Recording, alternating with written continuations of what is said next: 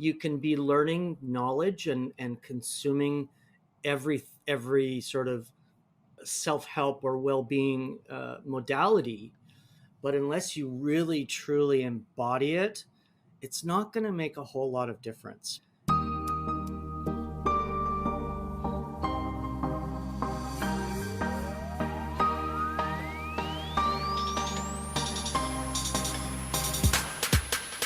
Welcome back to another episode on Find Joy with Joyan, the podcast that is all about helping you live and lead a life with joy. I'm your host, Joyan Chan, and every Wednesday we are giving you access to the world's best and brightest minds in their fields on our show. Listen in as these leaders impart their wisdom, inspiration, and stories to empower you to live joyfully with intention, passion, and purpose, and celebrate the struggles and overcome the challenges we may face each day with the tools and insights that we are going to share with you. Whether you are looking to improve your relationship, find your passion, learn how to embrace the present moment, deepen your spiritual connections, or learn the magic of manifestation and law of attraction to attract more abundance, this podcast is here to guide you every step of the way. As your host, I am also challenging myself to dig deeper to learn and unlearn and ride along with you. We are not here to tell you how to live your life because it is your life. But this life is all that we have right now. So my friend, why not live our life to the fullest? So I hope these conversations and stories will guide and inspire you to live your life to your highest potential and a life that you are proud of as you continue to grow and evolve in your own journey. So if you are ready to start living a more passionate, purposeful, and joyful life, join us every Wednesday on Find Joy with Joyan for inspirational stories, powerful message, fun conversations, and empowering thoughts with me and my special guests and friends. And now, without further ado, let's dive into today's episode. Do you often feel stuck, paralyzed by fear, and unable to make a decision? Joining us today is a transformational coach and founding partner at Whole Human Coaching, and it helps people in deconstructing the stories in their head, overcoming fear, and reconstructing a new narrative to move forward and live their authentic self. He has an acute ability to sense make in this complex world. His ability to fast-track clarity of mind with insight and humor guides people of all ages through relationship dynamics, confidence building, self-improvement, overcoming challenges, and achieving desired results. He believes that we have lost touch with our shared humanity and have become distracted by division, identity politics, negative news cycle, corporate and special interest greed, and other forces that crush our souls. Is currently authoring a book entitled Fearless: Crossing the Bridge from Fear to Bliss.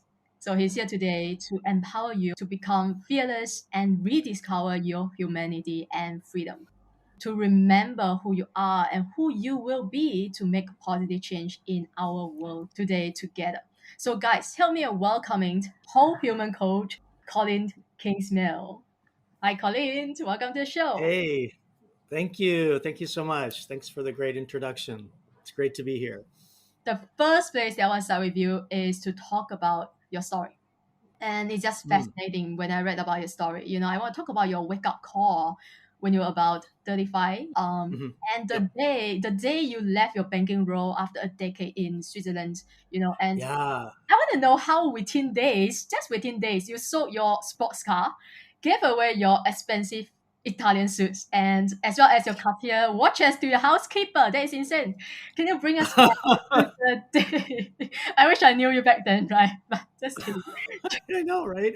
Joke aside, Gold mine. yeah. Can you bring us Gold back rush. to that day, to that moment, and tell us what Yeah. happened exactly? What happened inside you to make such a decision?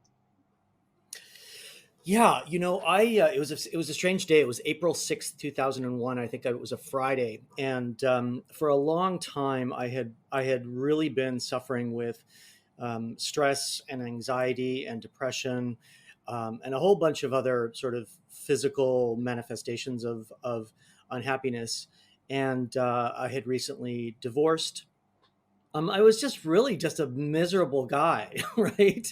And people started to really recognize it and say, look, you're going to have a heart attack unless you do something about this. Your stress levels are crazy.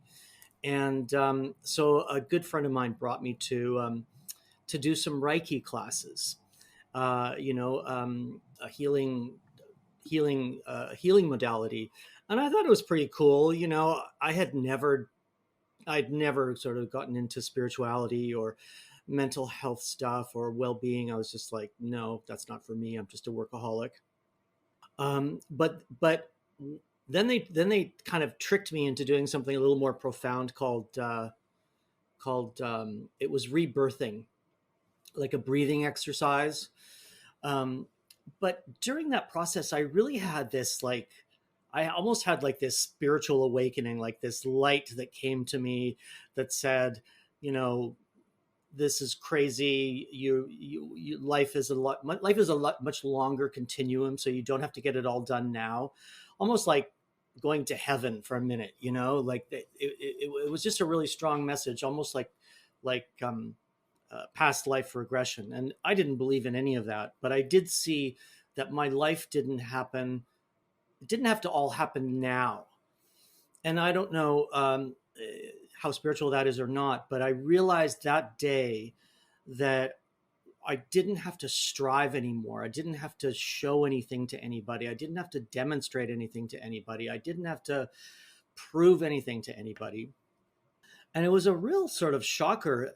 So I went and saw my psychiatrist that same day, and he kind of affirmed, he's like, yeah, you're only imposing all of this pressure on yourself, right? There's no need for it.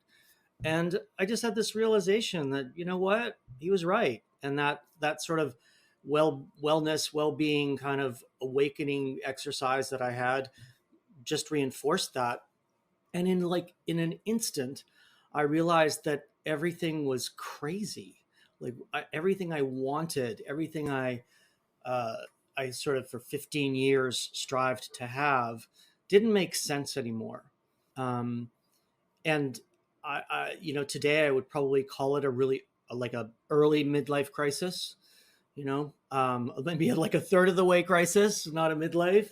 Um, but that very day, I just looked around at all these things I had, the watches, the jewelry, the fabulous clothing, I was driving to Milan and having dinner at Nobu when, Giorgio Armani opened it, and he was there at the door. Like the first year he was there greeting people, so my life was just stupid, and, and so I just decided that day, I'm like, that's it.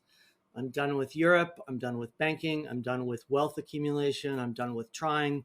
And I decided to move back to Vancouver, Canada, which was, where I grew up. And I said, I'm gonna wipe the slate clean. I'm gonna start from scratch.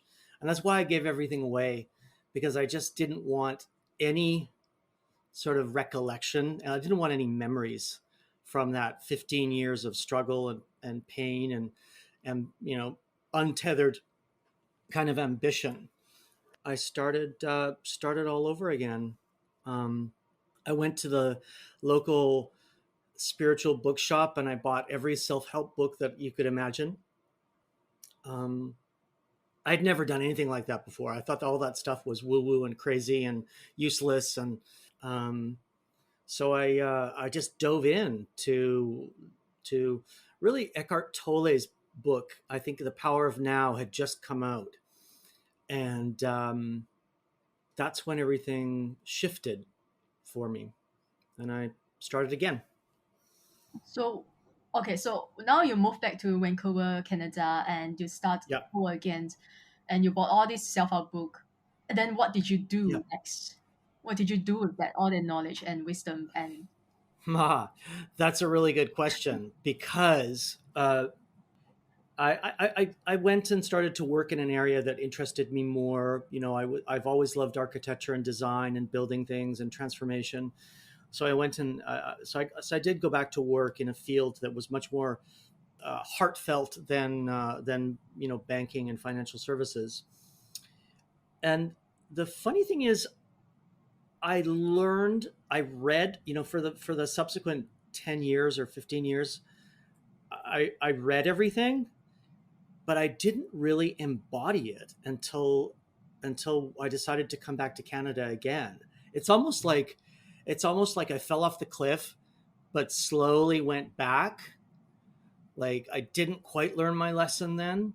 So I was, I was being spiritual. I was reading the right books. I was, eating the right food. I was doing the checklist of stuff that you're supposed to do. I was doing it, but I really wasn't fully embodying it, I don't think. And Mm. I think the difference there for your viewers is really important, because you can be learning knowledge and consuming every sort of self-help or well-being modality, but unless you really truly embody it, it's not going to make a whole lot of difference. Because I did find myself a few years ago during the pandemic kind of at the same place as before, not as acute, not as not as crazy terrible sort of heart attack territory, but I was doing consulting that I didn't necessarily love. I was in an industry, international real estate development is crazy on a good day, right? But I was just not quite there yet, and the pandemic really made me realize, because I started to get anxiety again and depression again, and I'm like, oh, I need to take antidepressants. Oh, I need to take an anti-anxiety. Oh, I need to have a drink, right? All of these sort of coping mechanisms.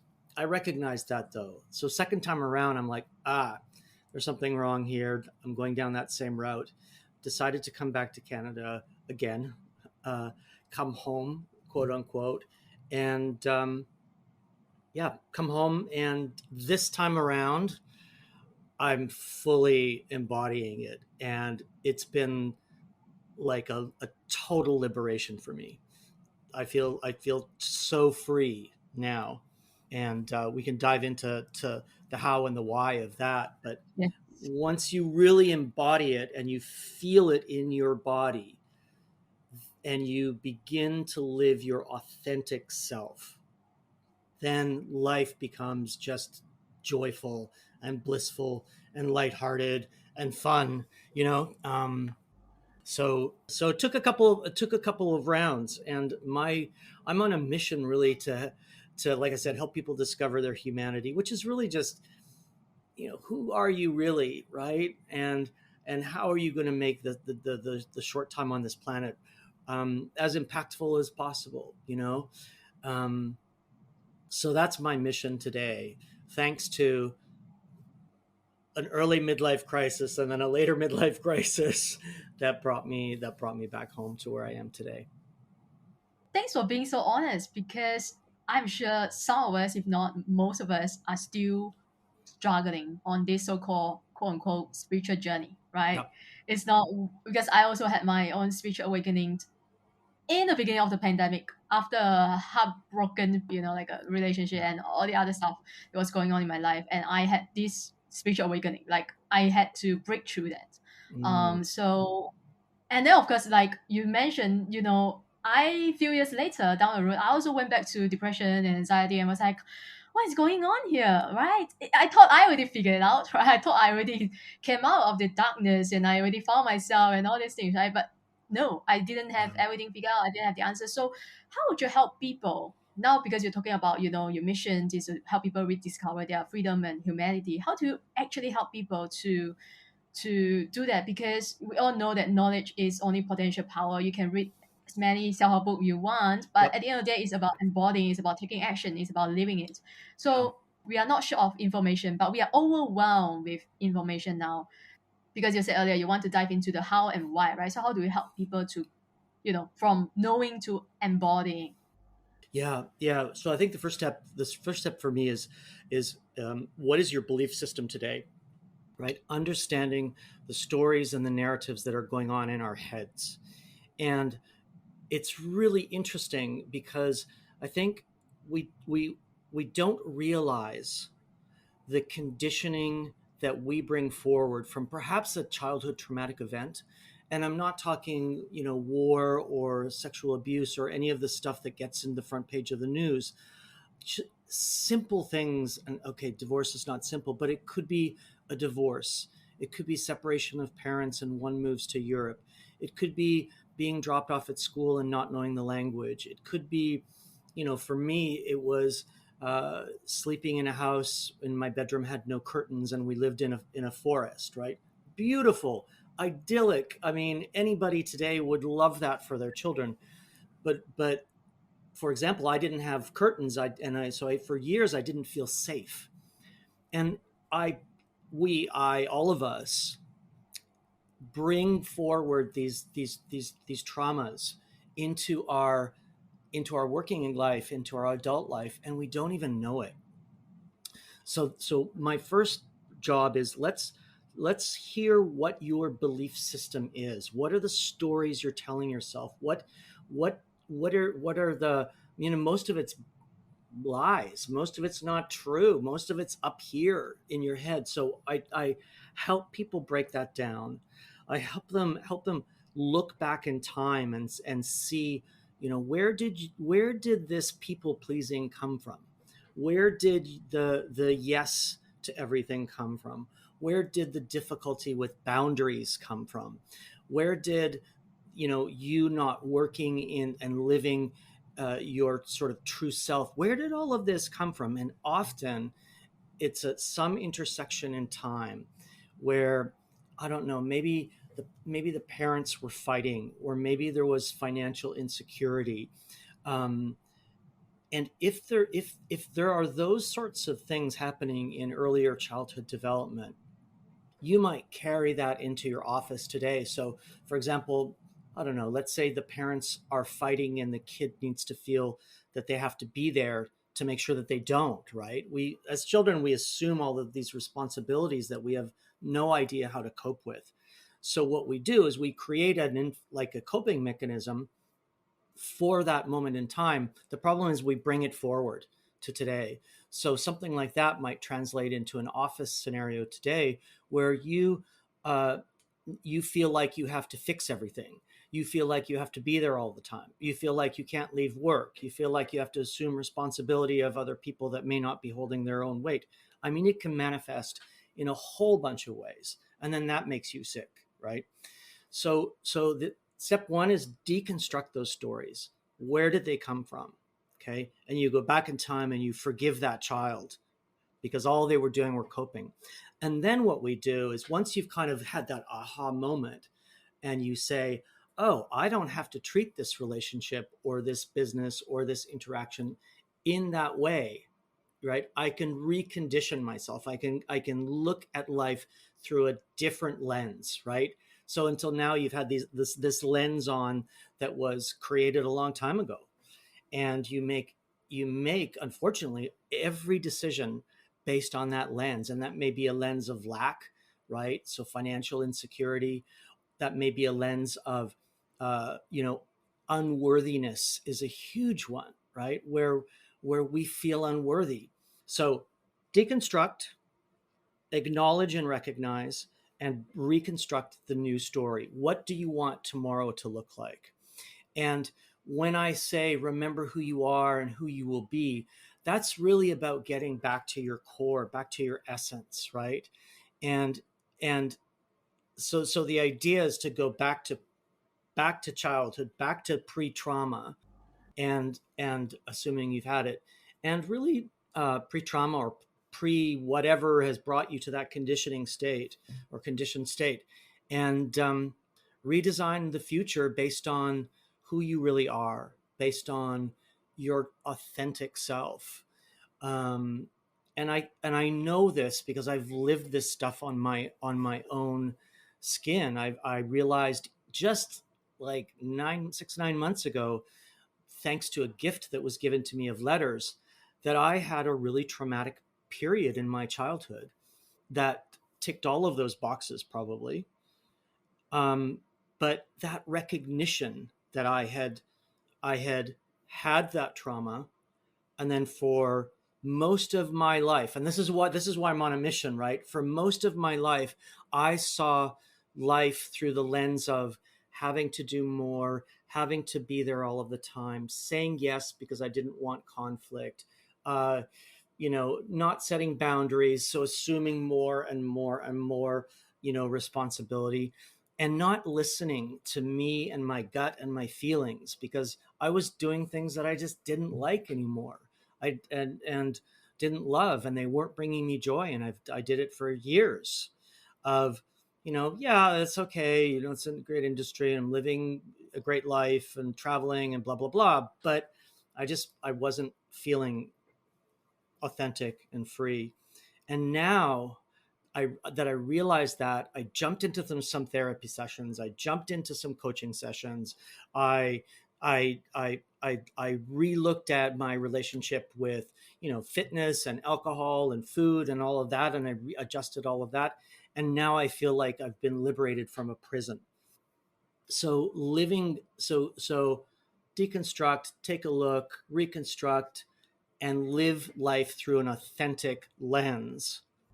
And there's a beautiful book called The Way of Integrity by Martha Beck. And uh, it she she had, Harvard educated, Harvard professor, um, married, children, etc., etc. She wasn't living her authentic self, and she decided one day to live authentically, and lost most of her friends and lost half of her family. But she freed herself, right? And I think that's a big challenge for us today. And that's why I say rediscover your humanity, because underneath all of that, where we are just one people living on this little rock that's spinning 1,700 kilometers an hour, right, around. And I think when you get to that place of one humanity, and you kind of push away all the distractions that, like you talked about earlier, all the distractions that are around us all day long, bombarding us with messages, they're not they're not of good intent, right? It's divisive. It makes you want to shop more. It instructs you to believe that you're not perfect, and you're not beautiful, and you're not wonderful, and you're not deserving, and you're not a lot of things, right? So in my book, I've kind of done like eight, I think I'm, 8 steps, I think, to bring you out of that. So that's really how I do it. And then what you've got to do is a maintenance program of pure embodiment, right? Of really feeling it. Because uh, there's one thing, and I know, again, I've lived this on my own skin. For a long time, I was, everything was, what's the word? I knew it, I had the knowledge, but I didn't have the embodiment. So the trick is then to embody it in how you are feeling. What's your energy level? What's your vibrational level? And I know that sounds woo woo, but we are radio frequencies, right? So, so, uh, so decide what channel you want to be on today, basically, right? And there's all sorts of great science out now. I mean, 10 or 15 years ago, it was all kind of woo woo stuff. And the molecules of emotion and thing were like, oh, that's kind of out there. It's interesting. But now science is proving a lot of the stuff that has been swirling in the well-being, mental health, self-help world for a long time. So you've got to embody it, because if you just superficially saying, oh yeah, everything's okay, and I read Brené Brown, and I'm flying high and happy, but under it you're still telling yourself negative stories, or having those tinges in your stomach when you think about finances, or you think about a date or a guy or a girl or whatever, that's your body sending you messages, and you got to listen to them. I didn't for twice, right?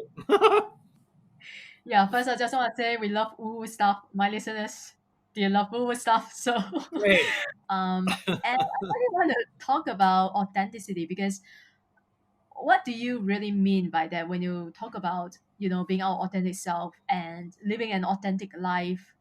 Because you talk about, you give us some examples of that lady who wrote the book, The Weight of Integrity, Yep. and she lost her family, friends, just to be her authentic self. Because Yep. my listener will be like, do I have to, lose all my friends and family in order to be my authentic self? Yeah, I don't think you do, right? And I think it depends on where you sit on the sort of on the authenticity scale. I think in her instance, she was a Harvard professor, she was married, she had children, but in actual fact, she didn't want to be teaching those materials. She actually came out as a lesbian, so now she's in a same sex relationship, and she's a coach, and she's a podcaster, and she's a writer, and she's an author. And in that process, because she was in a totally different world, she lost a lot of relationships, right? I don't think everybody has to go through that. I mean, I certainly haven't. I uh, so you don't, it doesn't have to be that extreme. I think that was really just an example to show you how you can get trapped in a paradigm or a life that, because you weren't paying attention, is no longer suitable for you. And it may be just small adjustments. You may decide to go from a carnivore to vegetarian. You may decide to eliminate some toxic people out of your life. You may decide to, start saying no a little bit more at work.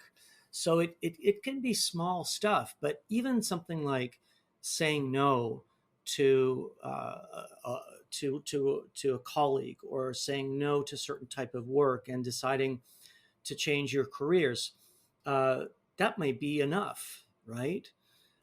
So there's all sorts of shades of gray, if you like, in that authenticity spectrum, and you will know it if you listen to your body, right? Because if you take on a project and you say, "Oh yeah, I'll do it this okay, I'll do it this time. I'll do it as a favor," that's not good for you.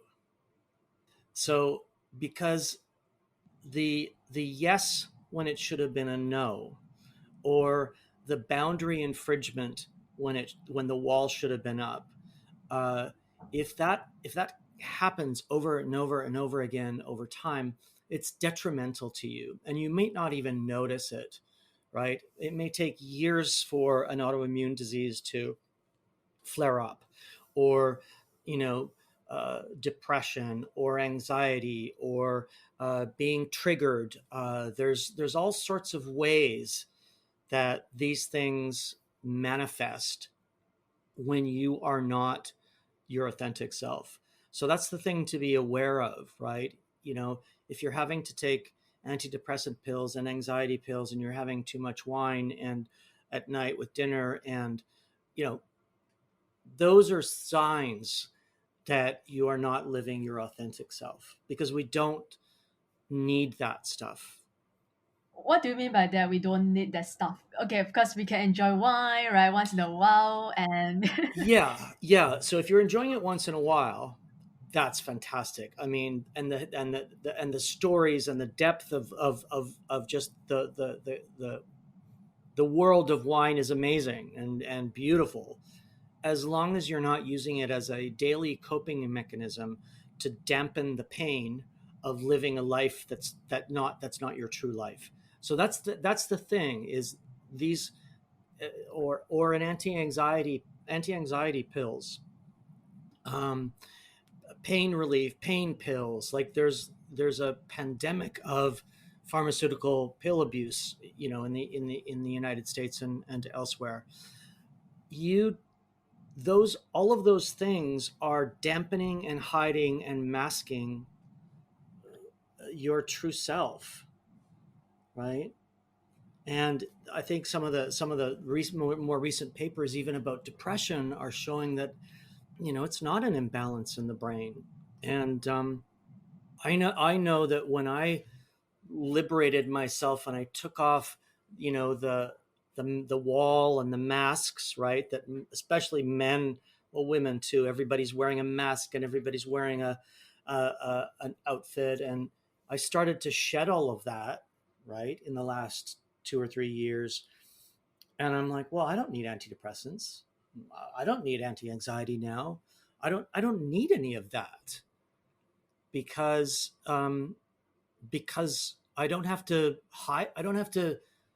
dampen any pain anymore, right?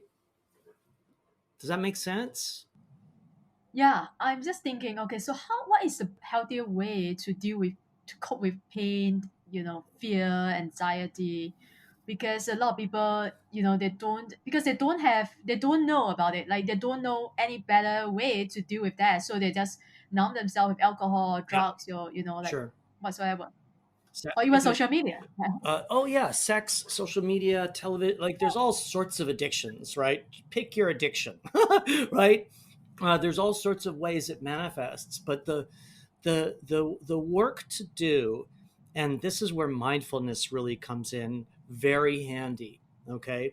Because once you've done all that work that we spoke about before, you've got to have a regular daily practice to stay centered, right? To stay in that place of joy, okay? And that for me has been meditation.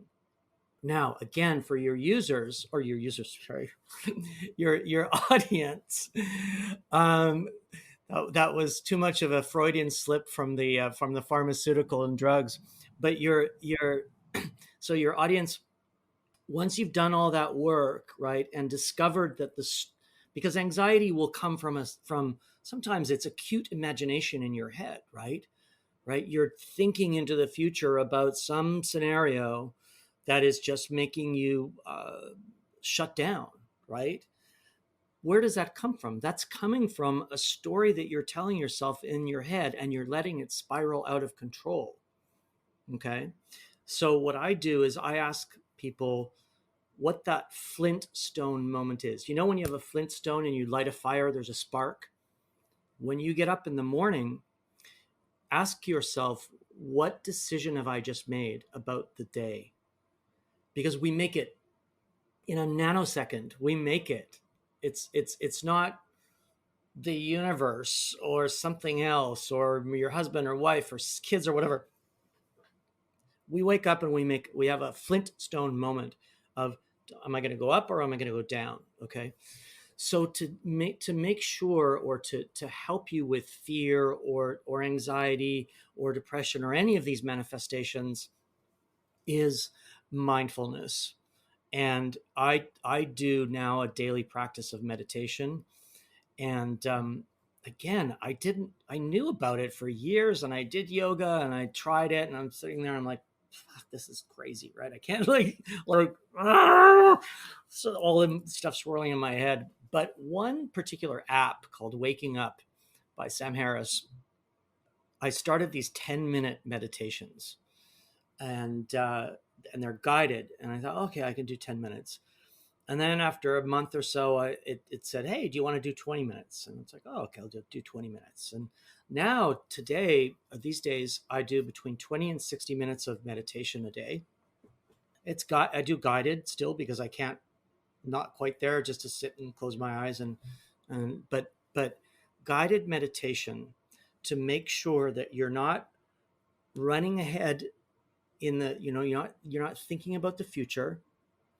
You're not worrying about the past. You're not trying to analyze anything up here. You're not trying to control anything. Okay. And you simply rest in this moment in time. And it's an incredibly transformative tool to make sure you are not suffering psychologically. But what if this moment is painful, which is why we can't just sit there and we can't, right? We have to find something to do. We can't sit there because it's painful. I mean, whatever that is going on in our life right now, right? Right. And that's okay. I think And throughout this whole process, you've got to be gentle to yourself. That's the thing. We put ourselves under so much pressure to be this or be that or be worthy or do this or be that, do that for somebody else, uh, within a context of a world gone mad, right? And so many external forces and challenges and contributors to your pain. And I'm not saying that the pain isn't there. It absolutely is there. But if you can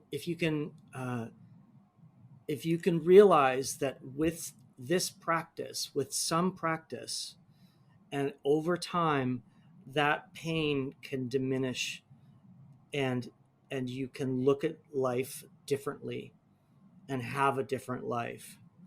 But if there's pain there, whether it's physical or psychological or a combination of both and more, um, that's where the deconstruction work is really important, right?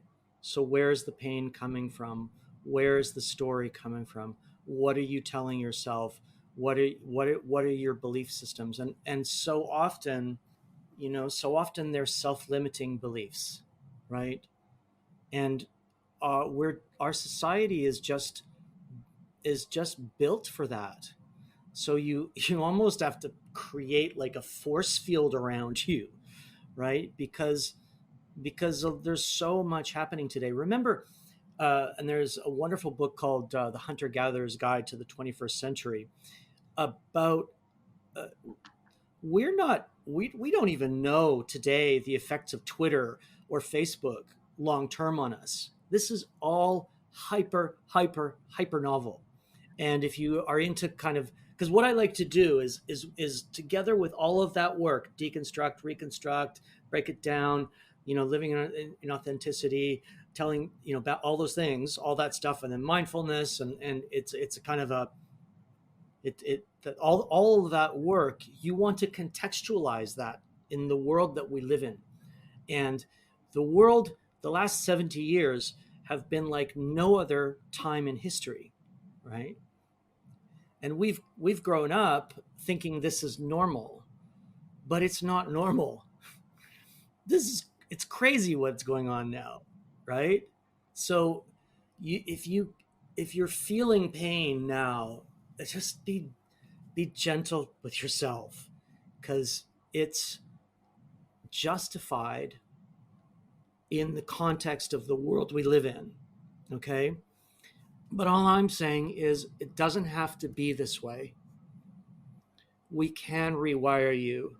We can get you out of this pain place. And there's hope. And that's really the my work. My mission is to get you from there to here. Yeah, yeah.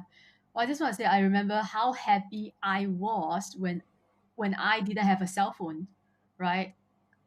Because like you said, few decades ago, even 20 years ago, we didn't have a cell phone. No one invented a cell phone, and we were so. I remember I was so happy. I was so joyful. I didn't need a phone, right? Right. I didn't Yeah. need to check my social media all day long. And Yeah. now it's crazy. You can't even live without a phone, Well, right? yeah. It's I mean, crazy. and the thing is too, like, even I was even thinking the other day, like for our work and our business, it's like, well, you've got to do Instagram and you've got to do TikTok and you've got to have your LinkedIn updated and you've got to, um, you got to blog, and then you've got to have lead magnets, and you got to do this, and it's like, I'm like, I'm like, really? Because so I'm in this right now. I'm kind of in this moment of time. It's like, do you really need a phone around you all the time? Do we, Mm, it's so I wonder, I'm contemplating these days, do you need to do all that noisy stuff, or can you just sit and be and send out the right energy, and then the right stuff comes back, that so I'm verging on the latter, that I think I think it's healthier and better to do less, yeah, but uh, more. be aligned, So what I'm doing, and this might help your viewers too, I'm doing a lot of sound baths.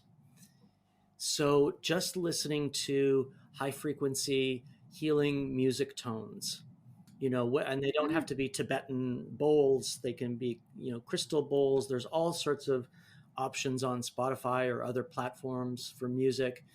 And I'll just go for a walk somewhere in nature.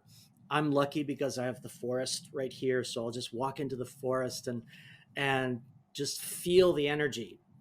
And again, like this stuff I didn't believe in years ago, like energy and walking in the forest and nature and how healing that can be. But so I'm turning down the dial on the doing, the broadcasting and the I'm here, and more Yeah, feeling. And it's funny, uh, starting that practice has been really, really beneficial. And I only started it this last year when I yeah, when I truly embodied mindfulness and energy, because we are we're radio transmitters. That's all we are. I think that's beautiful. Yeah, I think that's really beautiful. And thanks for sharing that. And the other thing that I really want to talk to you about, I want to go back to your story a little. The reason why, you mentioned about all these social media thing that we have to do to market our Yep. business, right? In order to help more people, to coach more people, right? To reach a wider audience. And ultimately, some people, I would say, some not all, right? They want to make money, right? They want to make it $1 billion or multi-million-dollar business, and that is why they start a business, Sure. right?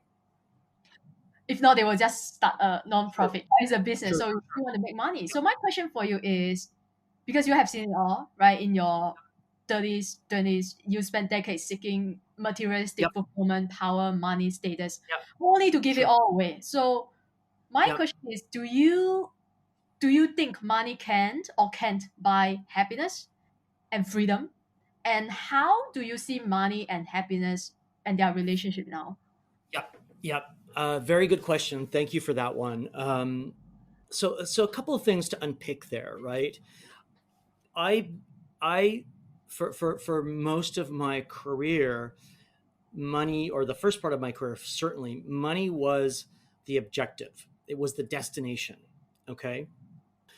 But in the subsequent years since my first midlife crisis, uh, I came to the belief that money is a byproduct of doing something you love or doing something with passion.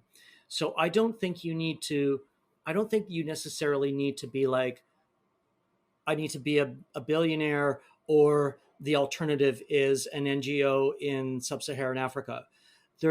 It doesn't have to be that binary, okay? I think. But what you want to do is shift away from the money being the objective, because what I've learned is money is a byproduct of doing something you love with passion. And I know people that are that are still chasing the money, right, and not getting anywhere, right? They're just spinning around, you know clawing away at every opportunity that has a shiny, rainbows and unicorns at the end of it, right? That $1 billion. So whether you're into entrepreneurship, or whether you want to be a stay-at-home mom and run the family, uh, shift the destination, right? So like in your question, when you said you want a $1 billion company, great. Well, let's talk about the brand promise of that company. Let's talk about the reason, the purpose of it. Why are you doing it? Why does it matter? Why will it? And I do a lot of this in my consulting work with clients, is getting to the essence of that business. Why are you doing it? What will it matter to you? What will it matter to the people around you, your employees? What is the legacy you want to leave?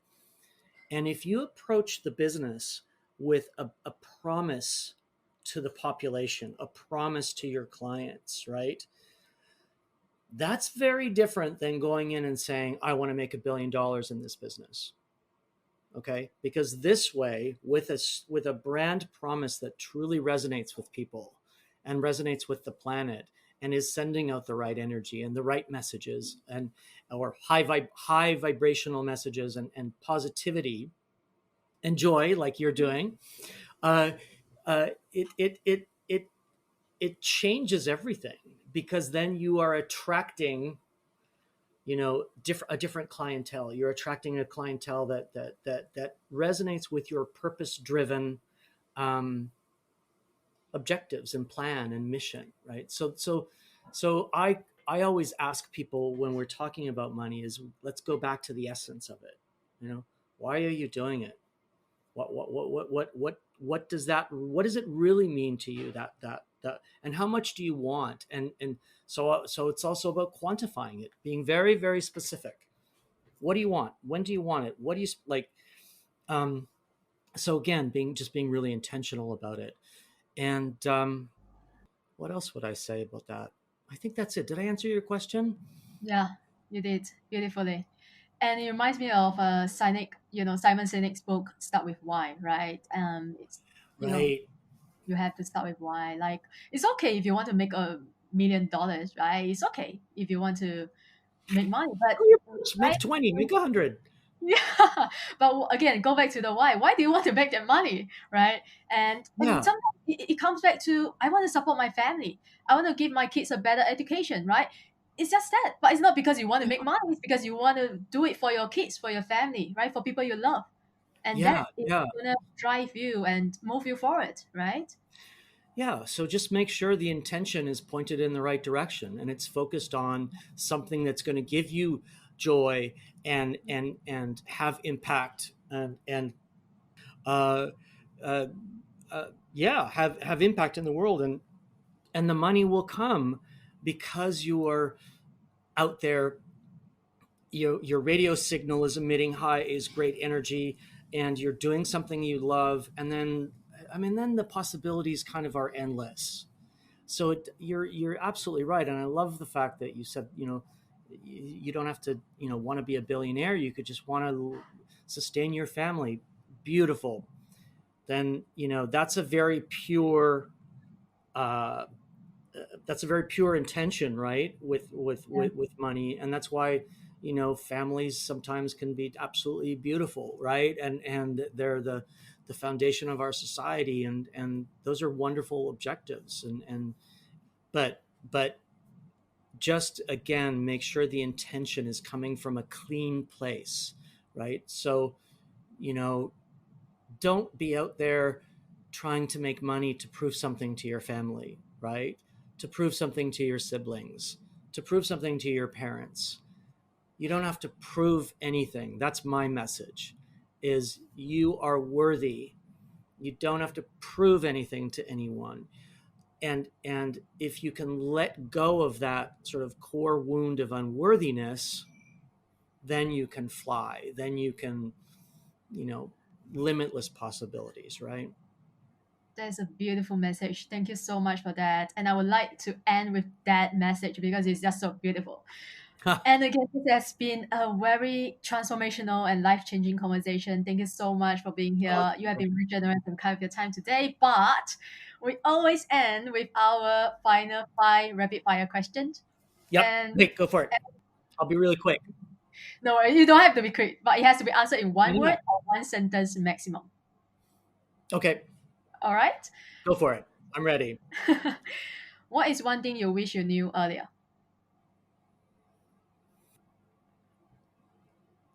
That I was okay, that I didn't have to prove anything to anybody. Love it. Second question.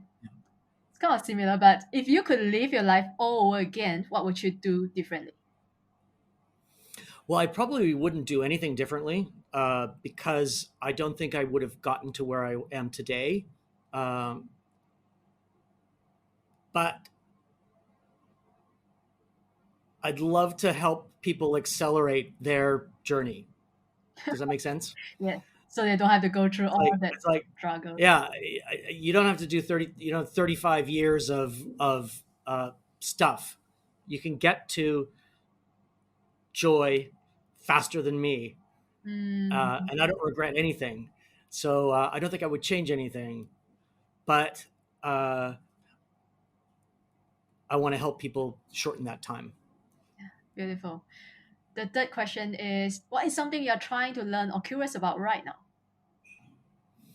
I'm super curious about AI, Okay. and I know it's like totally left field, right, Yep. for me, but it's just fascinating to me, that stuff. So yeah, I'm really curious about that. I'm curious that you are curious about that.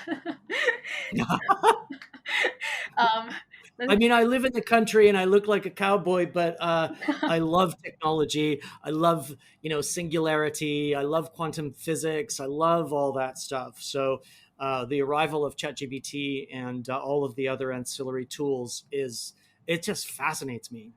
So do you think it will make our world a better place, or it will have some negative impact? I'm I'm forever the optimist and Mr. Positive. I think it will have a positive effect, but I recognize that there's a lot of scary dangers with it as well. Yeah. Um, so I'm hoping it goes up, not down. Yeah. I guess it's about the users, right? Like, how do you use it?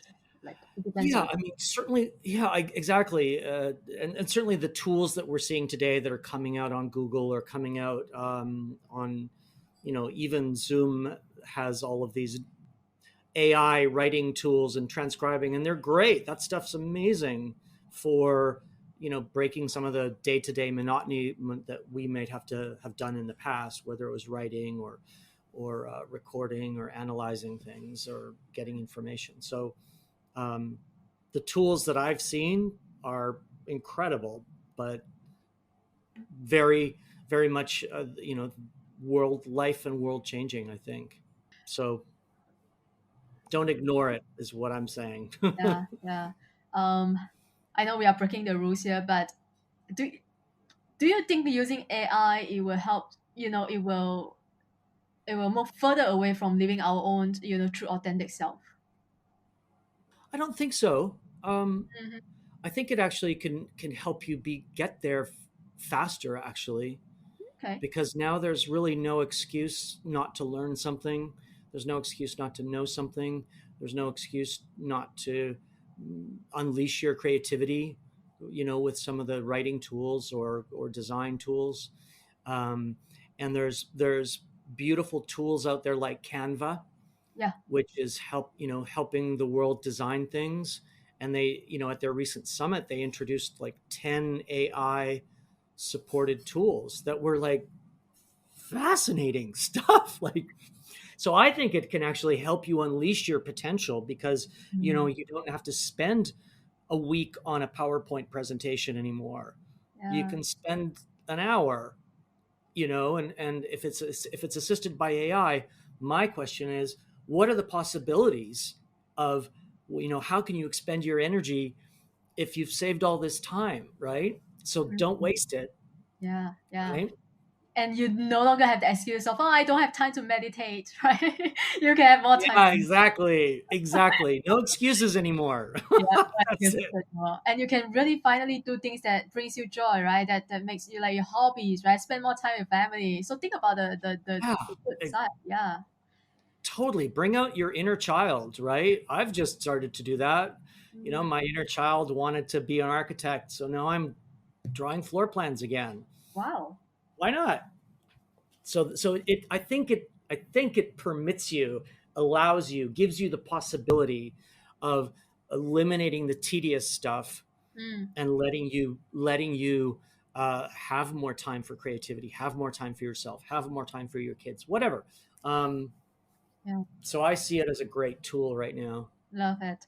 for that. Yeah. Love that. I love that we You had went the off space to piste. talk about that. Yeah. But we still have two more questions. Okay. Yep. The next question is, if you have 5 minutes and the whole world was listening to you, what would you say?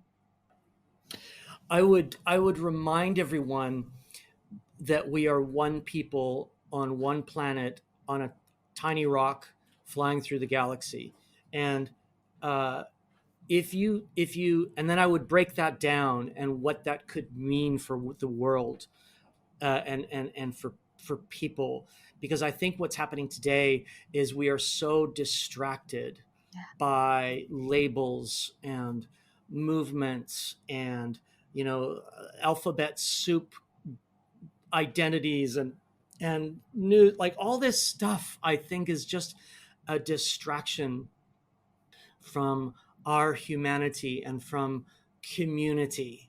So I would really speak about that and kind of drill down on what the world would look like if, big pharma and big food and big other things weren't in our way, and we could connect again as humans.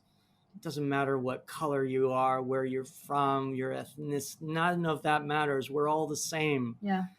So I would beg people to zoom out and look at us from space and just remember that. Yeah, sometimes I do that to remind myself just how insignificant I am, right? Right. Yeah. Yeah. Well, I mean, that's really good for authenticity and awareness and mindfulness as well. We're specks of dust. We're here for no time at all. So don't you want to make it joyful Yeah. and impactful and fun and beautiful and connected to fellow humans? Yeah. Don't waste your time. That would be my message in 5 minutes. I think I did it in two, but Yeah, that would be my message. Yeah. that's beautiful, and that's what we all needed to hear. Thank you so much for that. And the last question is, what brings you joy? Yeah. Oh, I knew you were going to ask that. And uh, uh, why am I stuttering? I know the answer. I love serving people and giving them a hand and pulling them out of their old spinny stories. And it's beautiful. It fills me with joy to see somebody have that aha moment, right? That aha moment, and they're free and they can blossom and be their true selves. That is the biggest joy in my life today. I guarantee you, I'm sure you have given my listeners today a lot of aha moments that they can't. Oh, I'm that's sure great. they are very grateful. So now tell my listeners where they can find you online and connect with you. Yeah, just jump on my website, which is colinkingsmill.com. All of my info and contact details are there. If you want to get in touch, you could follow me on Instagram, just Colin Kingsmill again, or Colin_Kingsmill. And just continue the conversation, comment, share, debate, send me a message. I love those conversations. Thank you so much. Love real No, people. no judgment, no negative comment, please. Right? No hateful review. Please don't give me all that. I'm just kidding. I know. You can if you want. The thing is, it doesn't impact me anymore, right? It's like that's your stuff. Yeah. If you want to live like that, that's great. No problem. If you want to be addicted to negativity on social media, fill your boots. But again, is it giving you joy? Is it giving you light? And is it fulfilling you? Those are the questions to ask. Yeah. All right, guys. I know you love this episode. If not, you wouldn't be listening all the way until the end, right? So go follow Colin, go to his website, book a call with him, and check out all the amazing things that he's doing. I'll put all the links in the show note below. And if you're not following me, also follow me on Instagram at joyan.chan. And if you're listening, please take a screenshot of this episode and tag me on Instagram and tag me and Colin and tell us what is your biggest takeaway from this episode. We'd love to hear from you. Hit the subscribe button so you don't miss another episode. Yeah, and we will respond. I love a conversation like that. So yeah. Yeah, we'll respond, we'll reshare, we'll repost, we'll connect with you for sure. Absolutely. Let's have a conversation. Thank you, Joyan. That was joyful. I loved it. What a great conversation. It was such a treat to be with you. Thank you so much. So guys, I will leave you the same way as I leave you every other episode. Show up, the world needs you and you need you. Thanks for listening again, and I wish you all a joyful and amazing day ahead.